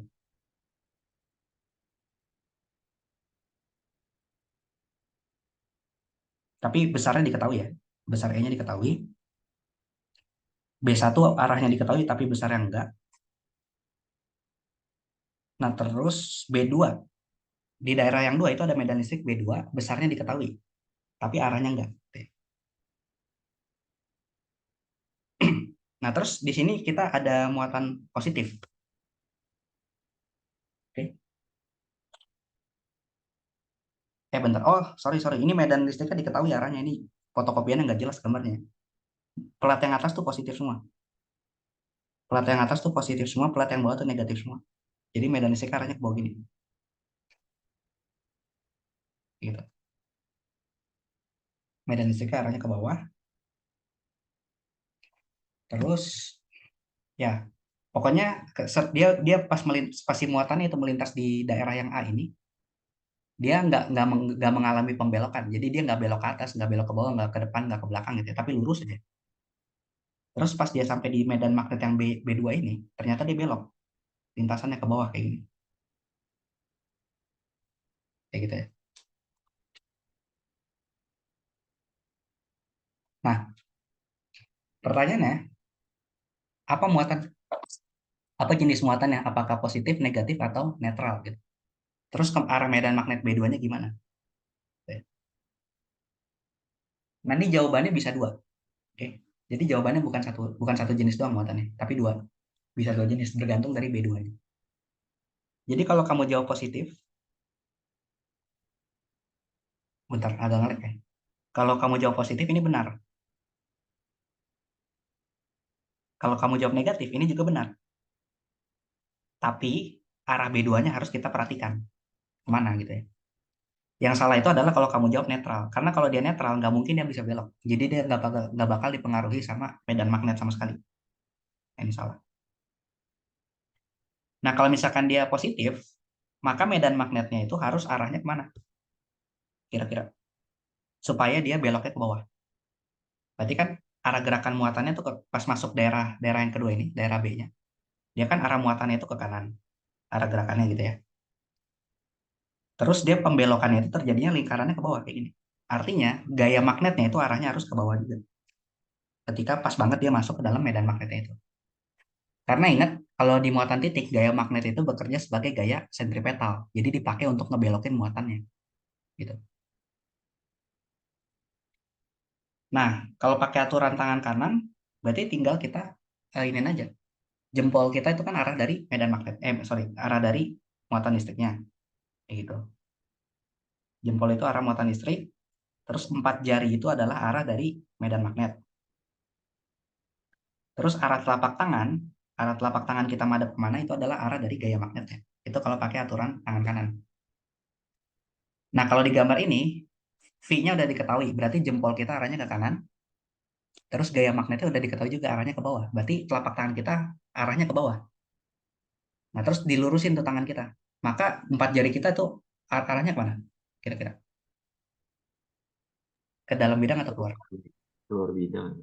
Keluar bidang kan ya? Iya. Berarti medan magnetnya itu harus keluar bidang. Tapi itu berlaku kalau apa? Aturan tangan kanan itu berlaku kalau muatannya adalah muatan positif. Oke.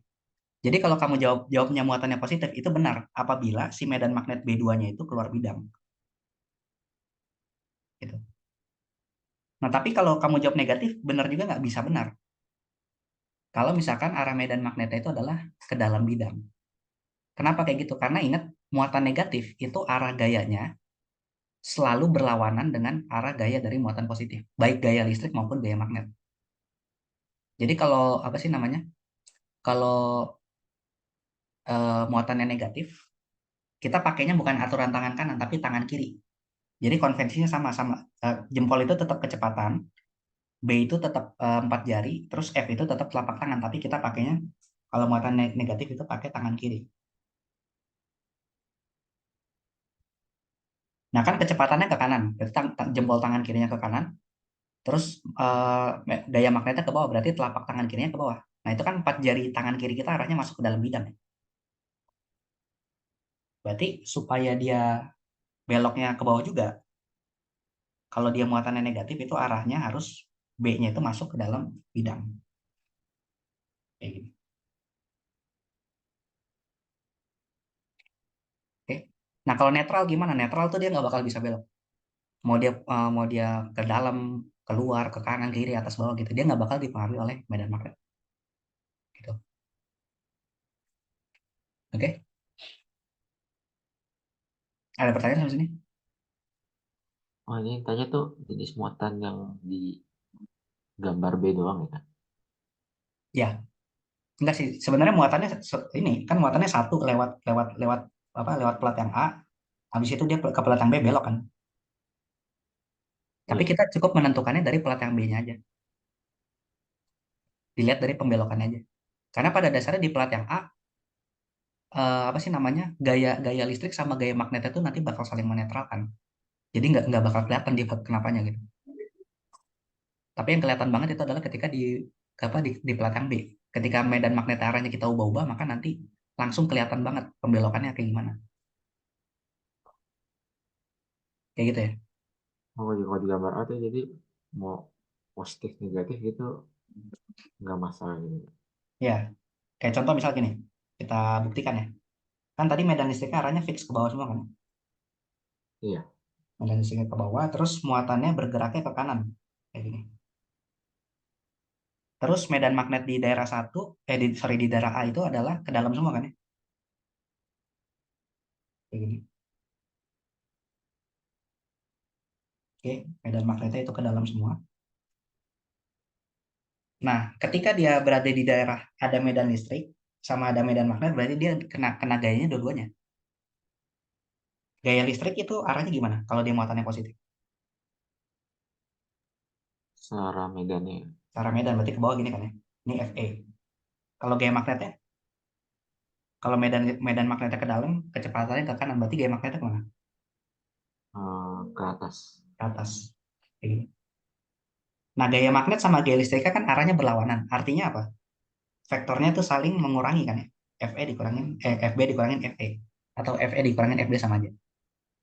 Karena saling mengurangi, ini ada kemungkinan dia nilainya bakal jadi sama dengan nol. Kalau nol artinya apa? Lintasannya tetap lurus. Jadi nggak belok ke atas atau nggak belok ke bawah. Gitu. Itu kalau kasusnya muatannya positif. Kalau negatif gimana? Ini E-nya, B-nya ke dalam bidang, terus muatannya negatif. Kita lihat medan listriknya dulu. Kalau muatannya negatif, gaya listriknya kemana arahnya? Ke atas. Ke atas kan ya? Karena berlawanan arah dengan muatan positif. Terus pakai aturan tangan kiri sekarang buat nentuin gaya magnetnya. Arah gaya magnetnya kemana? Mau ke bawah. Ke bawah kan ya? Jadi gaya listriknya ke atas, gaya magnetnya ke bawah. Efeknya gimana? Ya total vektornya adalah pengurangan juga. Jadi tetap bisa kemungkinan sama dengan nol. Kayak gitu. Artinya Oh, mau muatannya positif, mau muatannya negatif, selama medan magnet sama medan listriknya konfigurasi tetap kayak gitu gitu ya. Muatannya tuh nggak bakal kenapa-napa. Makanya nggak bisa kita tentukan dari daerah yang A. Kayak gitu ya. oke. Oke, nah terus yang B-nya sekarang. Tentukan besar medan magnet B1 yang harus diberikan di daerah antar plat agar kecepatannya lolos. Dan kecepatan si muatannya itu adalah 4 kali 10 pangkat 7 meter per second. Nah, berarti pada daerah B, aduh, nge-lag. Pada daerah B, ide kuncinya itu kan adalah ini ya. Mau dia positif, mau dia negatif, ada. Tapi antara medan listrik sama medan magnet itu harus sama. Harus seimbang gitu. Supaya dia nggak belok. Berarti FB sama dengan FE. FB itu adalah gaya magnet akibat medan magnetnya. Berarti Q dikali kecepatannya dikali B kan ya, dikali B1. Sementara gaya listrik itu adalah Q dikali E. Kayak gitu. Nah, ini Q-nya coret. Berarti dapat B1-nya itu adalah E dibagi V. Nah, kan E-nya dikasih tahu di soalnya. E-nya itu 10 pangkat 6 volt.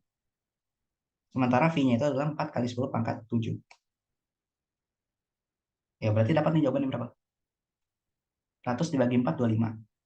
25 kali 10 pangkat min 3 Tesla. Gitu ya. Nah, ini besar dari B1-nya. Oke. Nah, terus kalau yang terakhir yang C-nya, tentukan besar perbandingan M per Q dari partikel. Nah, perbandingan M per Q itu kita dapat dari daerah yang kedua, ketika dia bergerak belok ini. Ingat, ide kuncinya adalah ketika dia belok, itu belokannya nggak sembarang belok, tapi membentuk busur lingkaran kan ya. Karena gaya magnet itu selalu bekerja sebagai gaya sentripetal pada muatan titik. Gitu. Jadi pada daerah 2 ini, pada daerah B, itu berlaku gaya magnet akibat B2 gitu ya, medan magnet yang kedua, itu sama dengan gaya sentripetal. Gaya magnet akibat B2 berarti Q dikali V dikali B2 sama dengan gaya sentripetal itu kan M V kuadrat dibagi R. Gitu ya.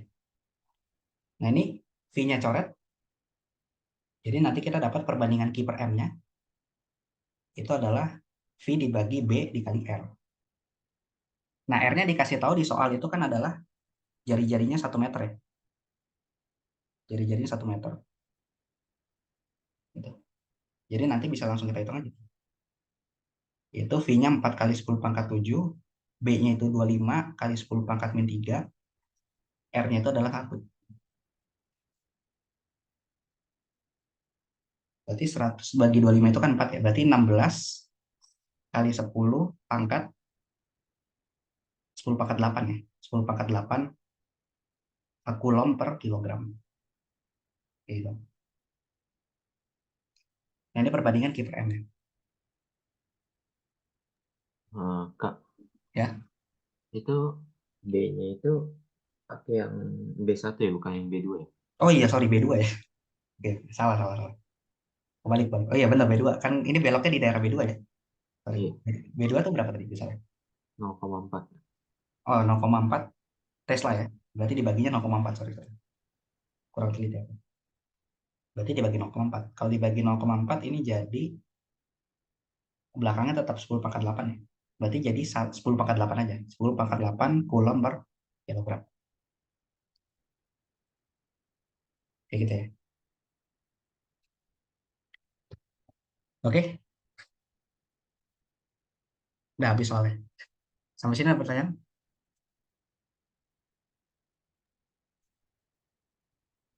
Enggak ada sih, Kak. Cuman saya tadi mau balik lagi ke nomor 4. Itu yang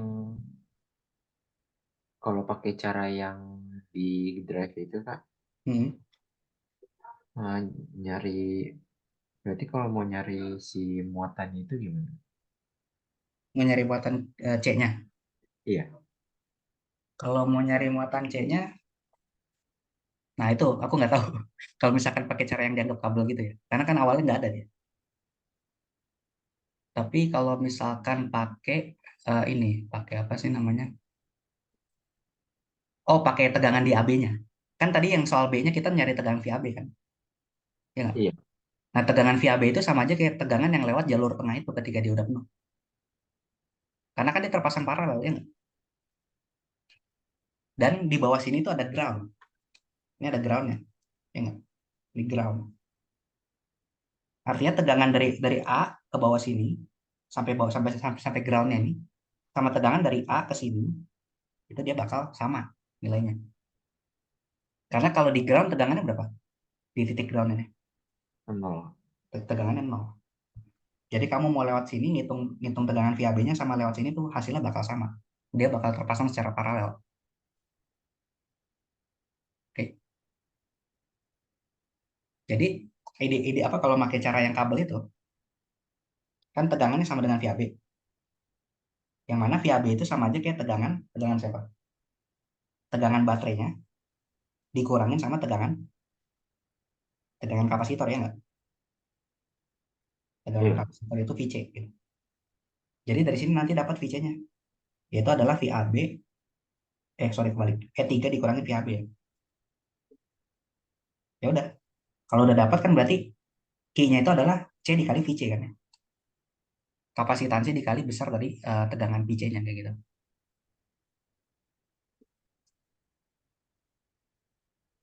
Nanti dapat dari situ muatannya. benar. Tadi VAB sama dengan E3 min VC itu gimana? Oh ini dari kan tadi aku bilang VAB itu sama aja kayak ini kan ya. Sama aja kayak tegangan dari A sampai bawah sini, ya nggak? Dari A Iya, sampai bawah sini itu elemennya ada apa aja? Ada resistor, ada C sama baterai, ya nggak?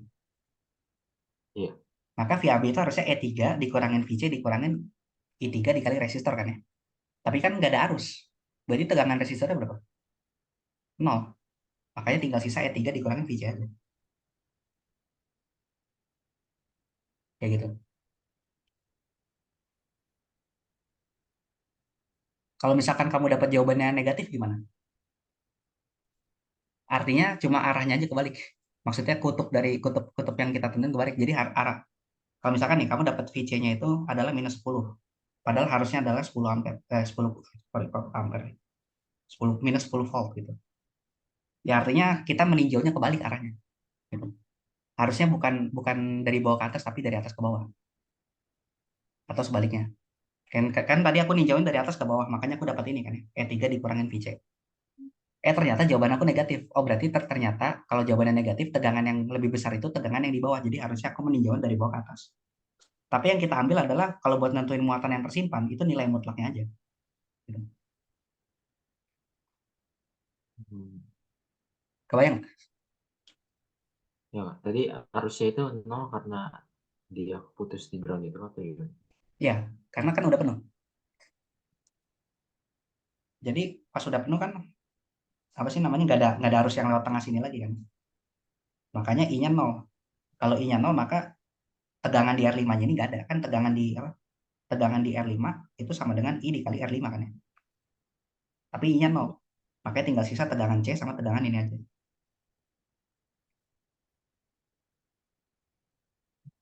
Oke.